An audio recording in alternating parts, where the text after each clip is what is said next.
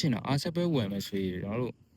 ့ဒီနှလုံးထိုးရဲ့စာကိုကောင်းလည်းမထည့်ဘူးဆိုရင်ကျွန်တော်ဝယ်လာဝယ်ချလိုက်ဗျာအားလုံးပဲမင်္ဂလာပါကျွန်တော်ဒီနေ့မှာတော့ဗောနော်ဒီR7ရဲ့ကျွန်တော်ကောင်းကျိုးဆုံးကျိုးလေးဗောနော်ကျွန်တော်လက်ထက်မှာရှိလာတကောက်တစ်ပတ်ကြော်နှစ်ပတ်လောက်ရှိနေပြီဗောနော်အဲ့ဒီမှာကျွန်တော်မောင်းခဲ့တဲ့ feeling လေးဘယ်လိုရှိလဲဆိုတော့ကျွန်တော်ဒီနေ့ကျွန်တော်ဒီလိုပြောပြဖြစ်ပါတယ် Okay ကျွန်တော်သူ့ရဲ့ပထမဆိုကျွန်တော်ကောင်းကျိုးကနေစမှာဗောနော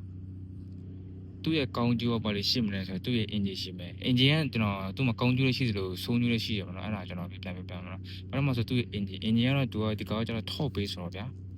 top ဘိုင်းမှာကျွန်တော်ရိုးဆွဲဘက်မှာကျွန်တော်ဒီ R7 ရဲ့ CP2 engine ပြောစရာမလိုဘူးပေါ့နော်ဒါသူ့ရဲ့ number 1ချက်ရိုးဆွဲဘက်မှာဒီကရန်ကိုမိုက်တယ်ပေါ့နော်ကျွန်တော်မျိုးတွေပဲမောင်းမဆွဲပေါ့နော်ဆက်ရမိုက်တယ်အဲ့ဒီမှာတခုရှိရဗျာ number 2ချက်ကတော့ဒီကကျွန်တော်ပို့ပါပါတယ်ပေါ့နော်တကယ်စကဲဘယ်လိုပြောမလဲပေါ့တယ်ဗျာကျွန်တော်တို့ဒီက 900cc ဗျာ689 900cc ပေါ့နော်ဆိုတော့ဗျာဒီက P-bike တစ်စီးပေါ့နော် P-bike တစ်စီးဆိုတော့ဗျာကျွန်တော်မောင်းရတဲ့အချိန်မှာဒီသူ့ရဲ့မောင်းကျွန်တော်မောင်းနေတဲ့ feeling อ่ะဗျာကျွန်တော်တို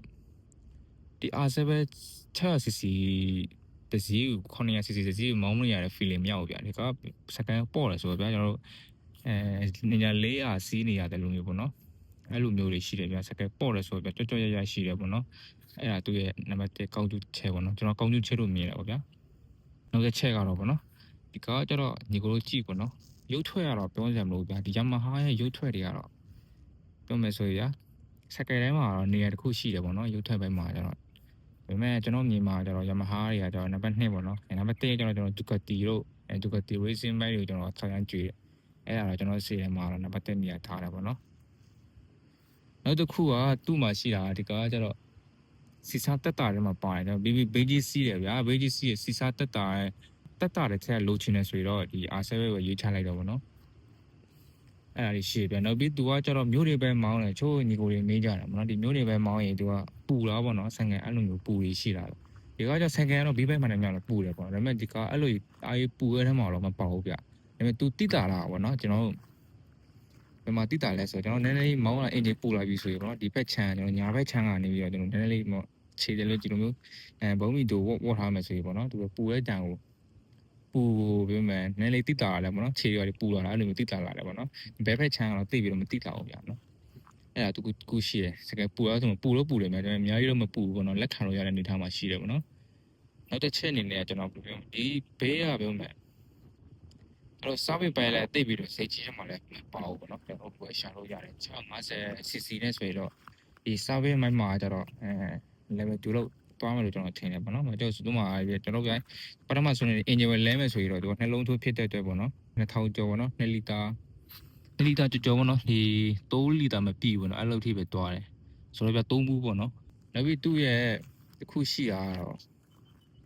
့ဆင်ကယ်ဗောနော်ကျွန်တော်ဖြွတ်ရခက်ရတယ်တိတ်တော့ခက်တဲ့ထဲမှာမပါဘူးဗောနော်အားဆက်ပဲကျွန်တော်ဒီကာဘာလေးဖြုတ်လိုက်မယ်ဆိုရင်သူတိတ်ပြီးတော့ကာဘာတော့မရှိတော့ဘူးအဲ့ဒါကိုမိုက်တယ်ဆိုတော့ဗျာဒီခုဖြစ်မယ်ဆိုရင်ဗောနော်ကျွန်တော်ဖြွတ်ရခက်ရတာကျွန်တော်နည်းနည်းလေးဆင်ပြေနေမှာရှိတယ်အဲ့ဒါလေးခုရှိတယ်ဗောနော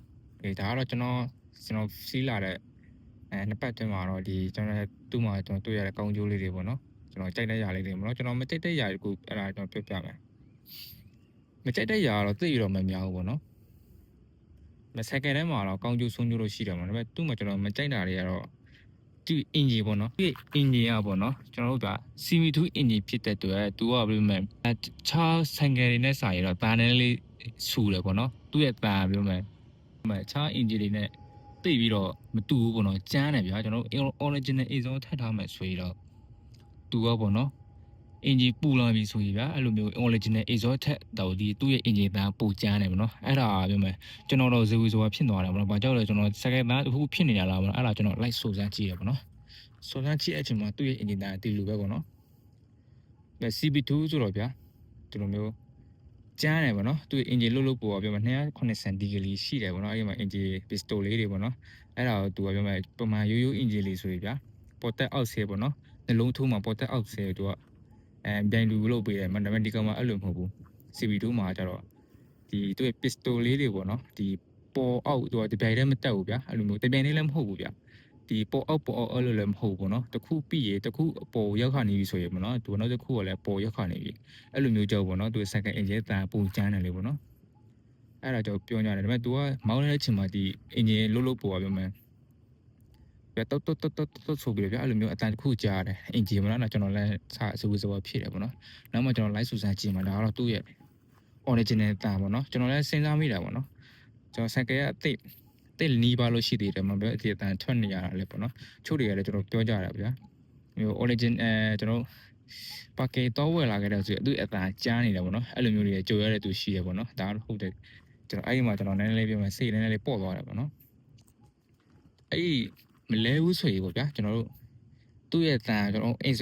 စောမလဲတော့ဘူးဆိုရင်တော့သူ့ရဲ့တန်ဒီတန်ထဲတော့ပေါ့နော်ဒီအိမ်စောတန်ထဲလာဟုတ် origin နဲ့အိမ်စောအတန်ထဲတော့သူ့အင်ဂျင်သားပူချမ်းပါပေါ့နော်အဲ့လိုမျိုးတွေ့ရမှာပေါ့နော်ကျွန်တော်ချိုးရလည်းပြောကြတယ်အာဆပ်ပစီတူတွေပေါ့နော်အဲ့လိုမျိုးဖြစ်အောင်ပေါ့နော်ဒီအိမ်စောကိုကြမ်းထန်ချဲတဲ့ဥမာအိမ်စောအကျန်းတဲ့ကောင်တွေထည့်ပေါ့နော်အဲ့ဆိုရင်ဒီကောင်ရဲ့အင်ဂျင်ရဲ့တာကိုသိပြီးတော့မကြားရတော့ဘူးပေါ့နော်အဲ့လိုမျိုးတွေပြောကြတယ်ဒါကတော့အာဆပ်ပဲဝယ်စီးမယ်ဆိုရင်ညီကိုလေးတော့ဒါကြိုရောက်မှာပေါ့နော်ဒါကြောက်စရာမလိုဘူးပေါ့နော်ကျွန်တော်လည်းစဝယ်3-4ရက်တော့ကပေါ့နော်ကျွန်တော်မောက်ကြည့်မှာဒါကဘလို့ဖြစ်တာလဲပေါ့နော်ဒီမှာကျွန်တော် live စူးစမ်းကြည့်ရမှာသူ့ရဲ့တာဒီလိုပဲချိုးရတော့ကျွန်တော်နည်းနည်းစိတ်ပေါ်သွားတာပေါ့နော်အဲ့ဒါ engine သားအဲ့လိုမျိုးကြားတယ်ဗျာကျွန်တော်တို့ဗျာဆက်နှိုးတဲ့ခြေစုတိတ်ပြီးတော့မတိတာဘူးပေါ့နော်တကယ် engine ပူလာပြီဆိုရင်ချိန်မှာတော့အဲ့ဒီမှာသူ့ရဲ့ engine သားလည်းလေးကျန်းလာတယ်ဆိုတဲ့တန်မျိုးထွက်လာတယ်ပေါ့နော်အဲ့လိုမျိုးရှိတယ်ကျွန်တော်အဲ့စဉ်းစားကြည့်ရတော့ဒီကျွန်တော် CB2 တော့ဒီလိုဖြစ်နေရဆိုတော့ CB4 လို့အဲ့လိုမျိုးဆိုရင်ဘယ်လိုမျိုးရှိမလဲပေါ့နော်အဲ့ဒါလေးရှိရဒါကျွန်တော်သူ့ရဲ့ပြမယ် engine တန်ကျဲတယ်ပေါ့နော်ဆိုတော့ကျွန်တော်မသိပြီးတော့မကြိုက်ဘူးဒါပေမဲ့လည်းမောင်းလာတဲ့ချိန်ကြာလာရတော့ကျွန်တော်လက်ခံကျွန်တော်ခုလို့ကျွန်တော်လက်ခံနိုင်ပြီပေါ့နော်သူ agent နေထားโอเคနောက်ပြီးတော့ဒီ R7 ပဲထုတွေမင်းကြတယ်ပေါ့နော် R7 ကကောက်သေးလားကောက်ကြီးလားဆိုတော့အဲ့လိုမျိုးပြောကြတယ်ပေါ့ဒါပေမဲ့ဒီကအကောက်သေးတယ်မှလည်းမပေါ့ဘူးပေါ့နော်ကောက်ကြီးလည်းမဟုတ်ဘူးဗျလဲလက်မှရှိရပေါ့နော်ပြီးတော့သူနှလုံးထိုးဆူတော့ဗျနည်းနည်းလေးပိုဒီရဲ့ကြိတ်သွားတယ်ပေါ့နော်အဲ့လိုမျိုးတွေရှိရကြိတ်သွားတယ်ဆိုတော့ဗျဒီနည်းနည်းလေးဗျနည်းလေးဆက်ကဲကောက်နည်းနည်းမြင့်နေပေါ့ဒါပေမဲ့မြင့်နေတယ်ဒါပေမဲ့ကုံမကြီးဘူးပေါ့နော်650နဲ့တူရှင်းမယ်ဆိုရတော့ဗျာတင်တူလောက်တော့ကြားတယ်ပေါ့နော်အဲ့လိုမျိုးရှိရကျွန်တော်မကြိုက်တဲ့ဟာသိပြီးတော့မရှိဘူးပေါ့အဲ့လိုဆင်းပြီးတယ်ဗျာသူမောင်းရတယ်ဒါပေမဲ့မကြိုက်တာတခုကတော့ဒီသူ့မှာဘာမူးမှလည်းမပေါဘူးဘာမူးမှလည်းမထည့်ပေးလိုက်ဘူးပေါ့နော်အဲ့ဒါတခုကတော့အဆင်ပြေနေဘူးဆိုတော့ဗျာဘာမူးမှမထည့်ပေးဘူးဆိုရတော့ကျွန်တော်ခွစ်ရှစ်တာလေးတော့ကျွန်တော်ထည့်ပေးတင်တယ်နောက်ပြီးတော့ဒီ traction လေးတော့တခုလို့ထည့်ပေးတင်တယ်ပေါ့နော်အဆန်ကအမှုလိုမျိုးပေါ့နော်အဲ့လိုမျိုးဆိုရင်မဆိုးတဲ့အနေထားမှာရှိရနော်သူဇေတာနဲ့ဆိုရင်7နေတာဒီလောက်ပေါ့နော်โอเคကျွန်တော်ဒါကတော့သူ့ရဲ့မကြိုက်တဲ့ချက်တွေပေါ့နော်ဆိုတော့ဗျာကျွန်တော်ပြောချင်တာ7ပဲဝယ်မယ်ဆိုရင်ကျွန်တော်တို့ဒီနှလုံးထိုးရဲ့စာကိုကောင်းလည်းမထည့်ဘူးဆိုရင်ကျွန်တော်ဝယ်ချလိုက်ဗျာအဲ့ဒါကျွန်တော်ပြောမယ်ကြံပေးရတယ်သူမောင်းရတဲ့ feeling နဲ့ကျွန်တော်တို့ရလာတဲ့သူပေးခဲ့တဲ့ feeling ပေါ့နော်အဲ့ရကျွန်တော်ပြန်ရတဲ့ဟာမဆိုးဘူးလို့ပြောမှာပေါ့နော်နေသားတစ်ခုတော့လက်ခံလို့ရတယ်ပေါ့နော်7ပဲအဲ့လိုမျိုးလေးလုံးထိုးလိုမျိုးတော့သူကအသာတော့မလောက်ဘူးပေါ့နော်နှလုံးထိုးဆိုတော့အဲ့ဒီနေသားကိုလက်ခံနိုင်ရတော့ဝယ်ချလိုက်ဗျာကျွန်တော်တို့သူ့မှာအားတာရဲ့ချက်ရောနော် service တက်တာမယ်ပေါ့နော်စီစာတက်တာမယ်နောက်ပြီးတော့ဗျာပို့ပါနေစီးလို့ကောင်းမယ်အဲ့လိုမျိုး feel လေးပြန်ရမှာပေါ့နော်ဒါကတော့သူ့ရဲ့ R7 နေသားလေးဖြစ်ပါတယ်ကျွန်တော်တော့ဒီမှာပေါ့နော်ကန်းစားလေးနားမှာဆိုရင်တော့ရဲလို့ကောင်းတယ်ဆိုပြီးတော့ပြန်ကြည့်တော့နေသားပါညာတလို့ရှိတယ်ပေါ့ဗျာလို့ကြည့်တင်ပါတယ်